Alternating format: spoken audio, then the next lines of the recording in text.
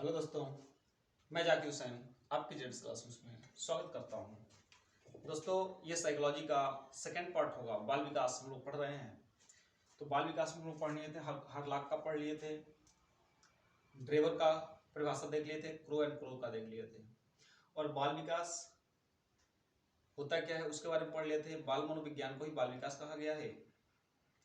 और ये भी मैंने बता दिया था आपको कि जो वृद्धि होती है वह परिमाणात्मक होती है, जबकि विकास जो होता है वो परिमाण एवं गुणात्मक दोनों होता है।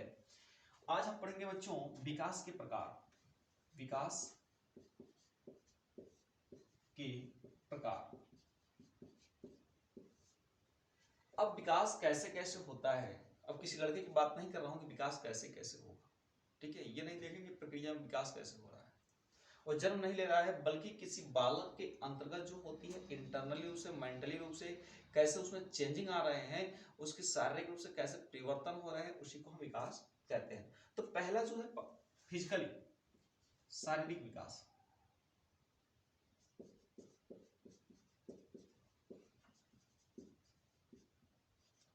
देखिए शारीरिक विकास होता क्या है।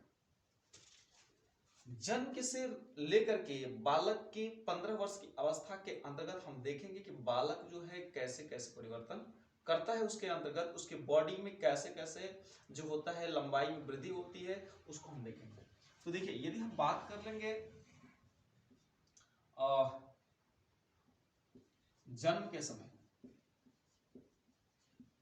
और यहां पर मैं बात कर लेता हूं लंबाई, वो भी किसमें, इंच में। तो जन्म के समय जो बालक की लंबाई होती है, जो बच्चों की लंबाई होती है, वो जनरली 19 से 20 इंच होती है।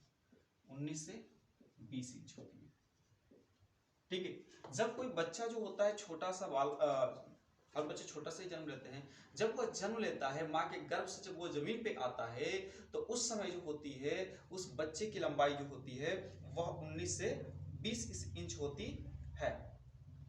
लेकिन जैसे ही वह 4 माह के अंतर्गत आता है, 4 माह जब होगा, 4 मंथ, ठीक है, तो 4 मंथ में जो आएगा तो उसकी जो लंबाई हो जाती है 23 से 24 इंच की हो जाती है, ठीक है। 23 से 24 इंच का हो जाएगा, वो उतना बड़ा हो जाएगा। उसके बाद क्या होता है कि जब 8 माह का होगा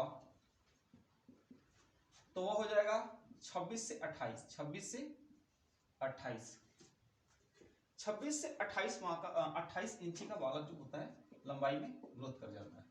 वैसे यदि हम बात कर लेंगे, यदि 2 वर्ष का होगा तो कितना होगा, तो 2 वर्ष का जब होगा तो वह जन्म के समय का दोगुना होता है। इसका मतलब यदि 19-20 की बात करें तो 38 से 40 होगा, 38 से 40 इंच का होता है, 38 से 40 इंच का होता है। लेकिन यदि हम 5 वर्ष पे बात कर लें, सॉरी 38 इंच जो होगा,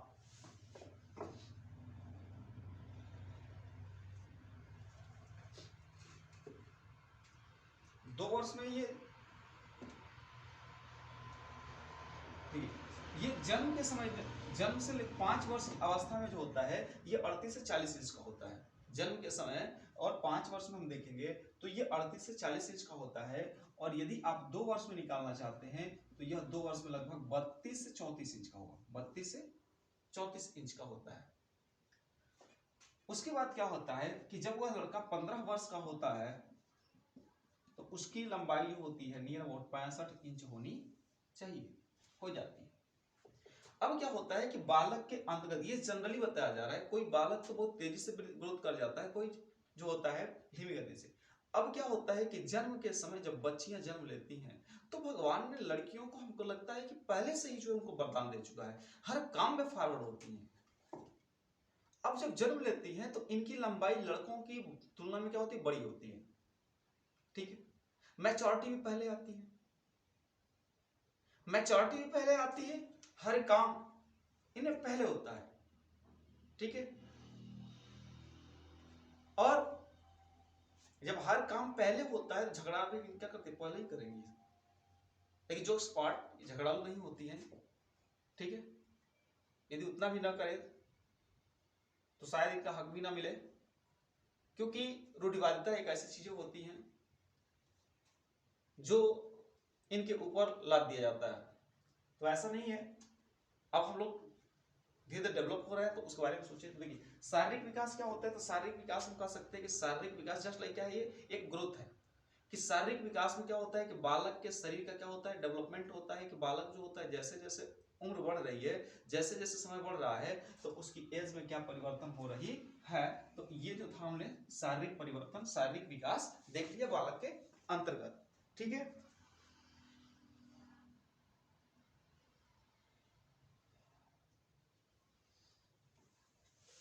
अब आता है क्रियात्मक विकास।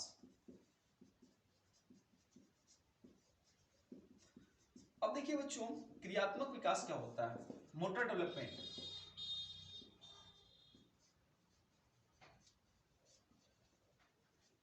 मोटर डेवलपमेंट में क्या होता है कि बालक के क्रियाओं एवं उसके कौशलों का अध्ययन किया जाता है। बालक के क्रियाओं एवं उसके कौशलों का अध्ययन किया जाता है। बालक जो होता है इसमें क्या होता है, मोटर डेवलपमेंट हो जाता है। किसी चीज को बनाना, बिगाड़ना, उसके अंतर्गत जो होती है किसी चीज को ऑब्जर्व करके उसमें परिवर्तन करना, मतलब वह सोचने लगता है कि यह क्रियाएं, मतलब हम समझ सकते हैं कि किसी वस्तु के प्रति, किसी चीज को देख करके उसकी एक्टिविटी क्या होती है, उसके अंतर्गत किसी कुशलता कितनी आ जाती है, कौशलता कितनी आ जाती है। तो कौशल आने की घटना क्या कहलाती है, क्रियात्मक विकास कहलाता है। ओके, तो क्रियात्मक विकास आप समझ गए, शारीरिक विकास समझ गए।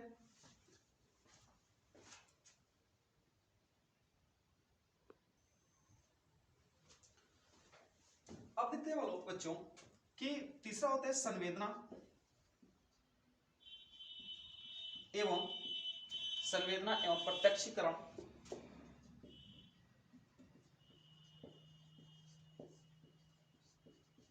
विकास। बात को समझिए, संवेदना एवं प्रत्यक्षीकरण विकास क्या है। कोई भी बालक जो होता है तो वातावरण में घटने वाली घटनाओं को ऑब्जर्व करता है, ग्रहण करता है। जैसे आप आसपास पड़ोस में हैं और आसपास की पड़ोस यदि गंदा है, गंदा का मतलब जो है सोसाइटी वहां की जो है भली अच्छी नहीं है, बुरी है, बुरे लोग, निगेटिविटी रखने वाले लोग हैं, तो उस बालक के अंतर्गत भी निगेटिव ही ऊर्जा का संचार होगा, चाहे आप उसे कितना ही पॉजिटिव करने की कोशिश करेंगे। यदि आसपास का वातावरण जो है हमेशा पॉजिटिव है तो उसके अंतर्गत भी पॉजिटिव ऊर्जा का संचार होगा। यदि आसपास का वातावरण जो है बिजनेसमैन से जुड़ा हुआ है तो वह बालक जो है उस चीज को देख करके, उन बिजनेसमैन को देख करके जो है अपने अंदर भी वैसा ही सूचनाओं को ग्रहण करता है, ठीक है। यदि आसपास का वातावरण जो है पूरी तरीके से प्रशासनिक है तो वह भी कोशिश करेगा कि मेरे अंदर भी प्रशासनिक का भाव जागृत होगा। यदि पूरा अनुशासन रहित है तो वह भी बालक अनुशासन रहित होगा। मतलब कहने का मतलब क्या है कि संवेदना, उसके अंतर्गत क्या होना, किसी चीज को देख करके उसके अंतर्गत क्या होना, उस चीज के जागरूकता होना। तो संवेदना एवं प्रत्यक्षीकरण विकास क्या होता है कि आसपास के वातावरण की सूचनाओं को क्या करना, ग्रहण करना ही संवेदना प्रत्यक्षीकरण कहलाता है, ठीक है। अब हम देखेंगे यहाँ पे विकास का सिद्धांत, ठीक है ना, विकास का सिद्धांत।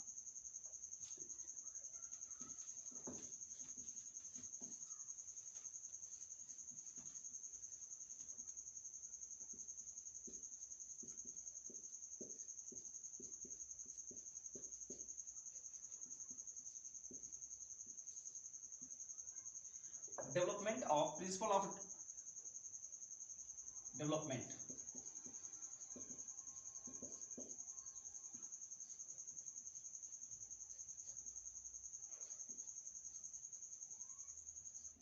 Principle of development. अब देखिए प्रिंसिपल ऑफ डेवलपमेंट का सिद्धांत क्या है, विकास का सिद्धांत क्या है। तो ये जो थ्योरी है ये किस प्रकार से काम करती है कि विकास का सिद्धांत किस प्रकार से घटनाएं घटित होती है, ठीक है ना, तो इसके बारे में हम देखेंगे।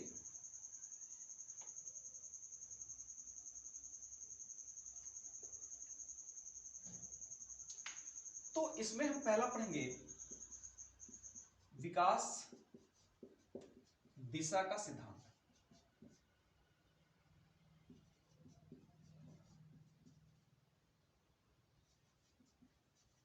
देखिए विकास दिशा का सिद्धांत क्या है कि किस दिशा में विकास हो रहा है, इससे मतलब दिशा की बात कर रहा है। तो आइए देखिए इसमें जो होता है दो प्रकार से होता है विकास दिशा का सिद्धांत। ये दो प्रकार से होता है, theory of direction development, theory of direction development. ये जो होता है दो प्रकार का होता है, एक होता है मस्तको उद्मुखी, मस्तको उद्मुखी, और एक होता है निकट दूर, निकट दूर क्रम विकास होता है, ठीक ना। एक होता है आपका निकट दूर विकास,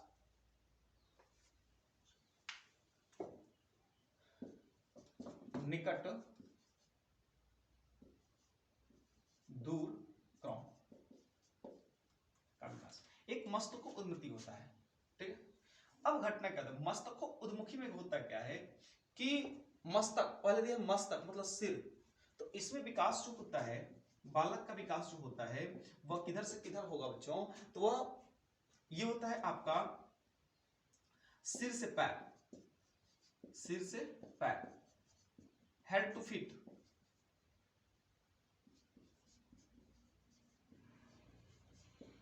मतलब कहने का मतलब क्या है कि पहले हमारा सर का विकास होगा, पहले इस मस्तिष्क का विकास होगा, और इस मस्तिष्क का विकास जो होगा मतलब अप टू डाउन जाएगा, मतलब कुछ इसका विकास होता है, इस प्रकार का क्रम होता है।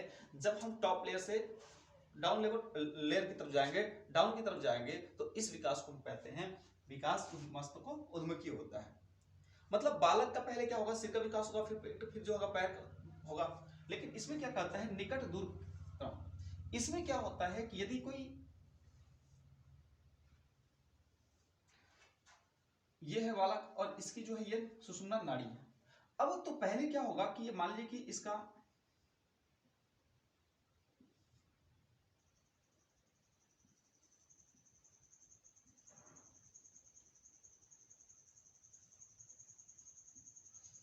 तो इसमें बताया गया है कि जो बालक का विकास होता है, समझिएगा, जो बालक का विकास होता है वो सुषुम्ना नाड़ी से ऊपर, पहले पहले जो होगा सुषुम्ना नाड़ी, सुषुम्ना नाड़ी का विकास होता है, फिर निचले हिस्से का होता है, फिर निचले हिस्से का होता है।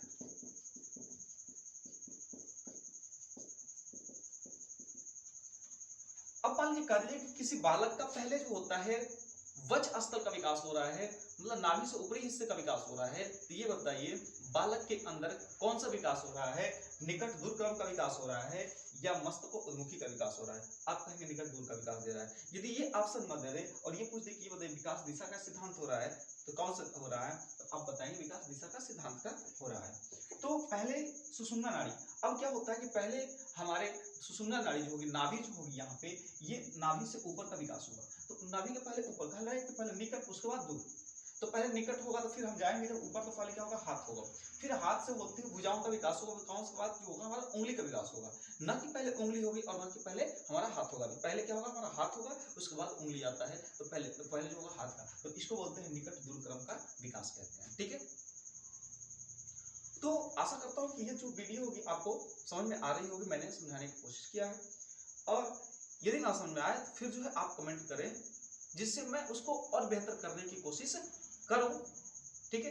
क्योंकि न तो आपकी ये पेड क्लास है, बिल्कुल फ्री क्लास है, और आप जो है कंटिन्यू पढ़ाई करते रहें, बिल्कुल कंटिन्यू करते रहें पढ़ाने में, जो है आप जो है पढ़ने में कोताही ना करें, क्योंकि मैं जो है आपको लगातार पढ़ाऊंगा इस चीज को।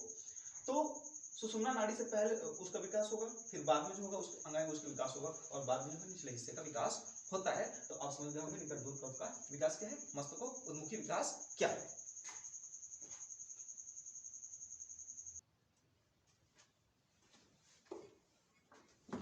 अब देखिए दोस्तों, हम सेकेंड देखते हैं।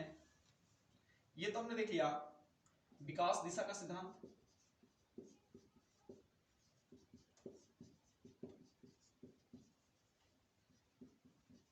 दूसरा क्या होता है हमारा, तो निरंतर विकास, ठीक है ना, निरंतर विकास का सिद्धांत होता है, ओके। निरंतर विकास का सिद्धांत।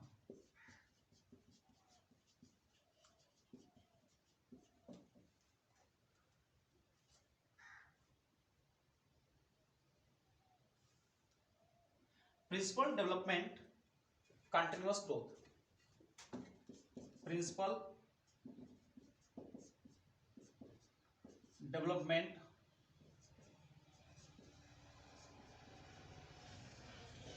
Of continuous growth. अब देखिए हमारे जो स्किनर चाचा हैं क्या कह रहे हैं, स्किनर ने बताया कि किसी भी बालक के अंतर्गत विकास अचानक नहीं होता। पहली बात कि विकास अचानक नहीं होता।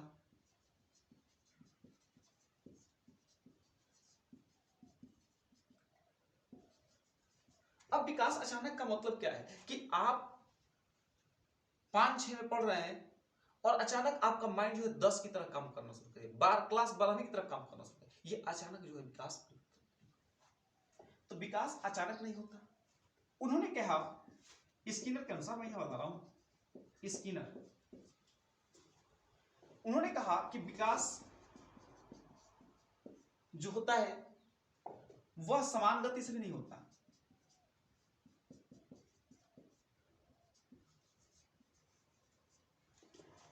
करें कि विकास अचानक भी नहीं होता, विकास समान गति से भी नहीं होता। तो अरे चाचा ये होता कैसे है, तो ये तो बता दीजिए। जब समान गति से होइबे नहीं करेगा, अचानक होइबे नहीं करेगा, तो इन्होंने कह दिया कि देखो भाई विकास तो होगा लेकिन यह निरंतर चलेगा। क्योंकि इन्होंने कहा कि निरंतर चलेगा, लेकिन निरंतर चलेगा लेकिन कैसे? अविराम गति से होता है। तो हम कह सकते हैं कि विकास जो होता है अविराम गति से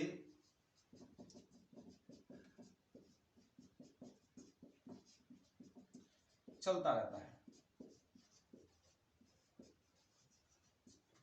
तो जब अविराम गति से चलता रहेगा, भाई चल रहे हैं चलते रहे, खरगोश वाली हाल है, नहीं तो गीत आ जाएगी कि चलते चलते कहीं रुक जाता हूं मैं, बैठे बैठे कहीं खो जाता हूं मैं। तो कभी बैठ करके खो जाएगा, कभी कभी रुक जाएगा, फिर चलना शुरू कर देगा। तो हम कह सकते हैं कि विकास है ना, कभी तेज, अब चलते चलते रुक जाता हूं, अब रुक जाएगा तो क्या होगा, जब जागेगा तो तेज चलेगा। ठीक है, तो कभी विकास कभी तेज और कभी धीमी गति से होता है।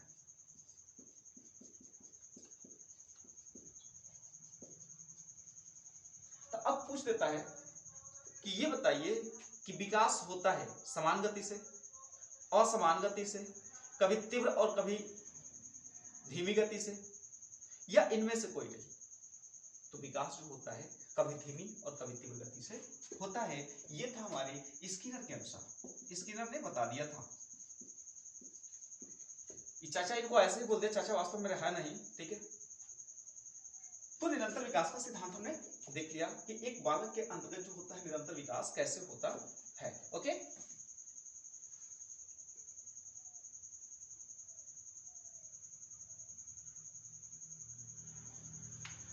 अब तीसरा आता है विकास की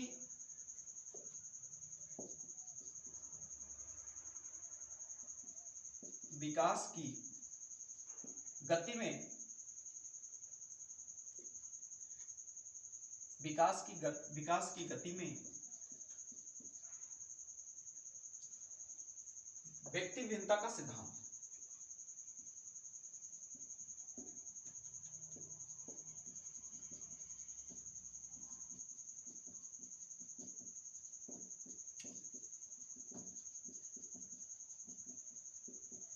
अब समझिए इंडिविजुअल व्यक्तिगत जो है कैसे सिद्धांत दे रखा है। तो उन्होंने कहा कि यदि दो बालक है जिनकी एज क्या है, सेम है, दो बालक दोनों क्या है, सेम है। अब उनकी एज जो है एक ही है, हो सकता है कि 5 साल का वो भी हो। ठीक है, एक तरफ है श्याम, श्याम है, और एक तरफ है मोहन। अब समझिए इन दोनों की एज जो है 5 वर्ष है, लेकिन हो सकता है कि श्याम के पापा धनी रहे, हो सकता है कि श्याम के घर वाले जो है संपन्न रहे हों, हो सकता है कि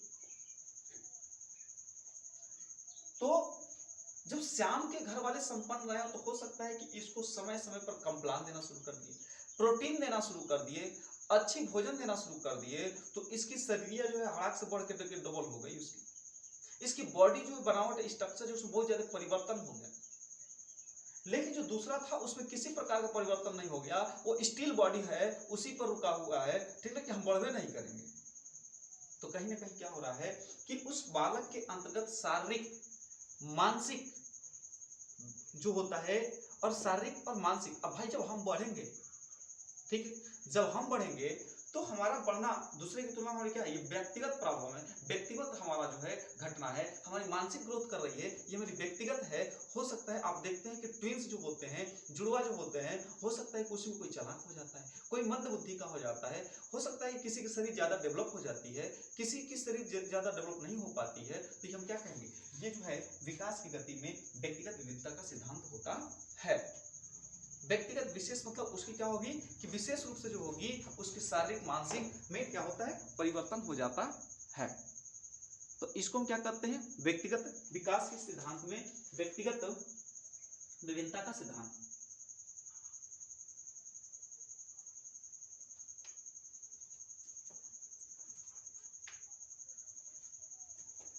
यदि हम 4 नंबर की बात कर लेंगे तो ये होता है विकास क्रम का सिद्धांत।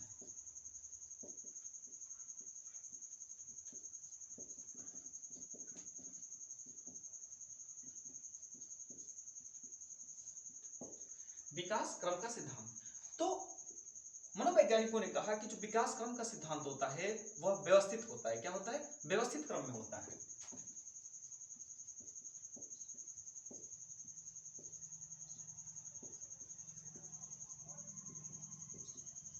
जो भी विकास होता है वो क्या होता है, एक व्यवस्थित क्रम में होगा। अब क्या है कि अब कोई बालक जो है, कोई बच्चा जो है, तो शैशवावस्था से बाल्यावस्था किशोरावस्था में आएगा, न कि किशोरावस्था के बाद शैशवावस्था में आएगा, ठीक है। अब कोई किशोरावस्था में है तो आपका वयस्कावस्था, वयस्क अवस्था से जो आएगा वृद्धावस्था में, न कि वृद्धावस्था आएगी फिर किशोरावस्था आएगा। तो जो विकास होती है वह एक क्या होता है, व्यवस्थित क्रम में होता है, न कि अव्यवस्थित क्रम में होता है। तो हमने देखा कि विकास का क्रम का सिद्धांत क्या होता है, एक व्यवस्थित क्रम में होता है कि बालक जो विकास करता है वह एक निश्चित अनुसार ही करता है।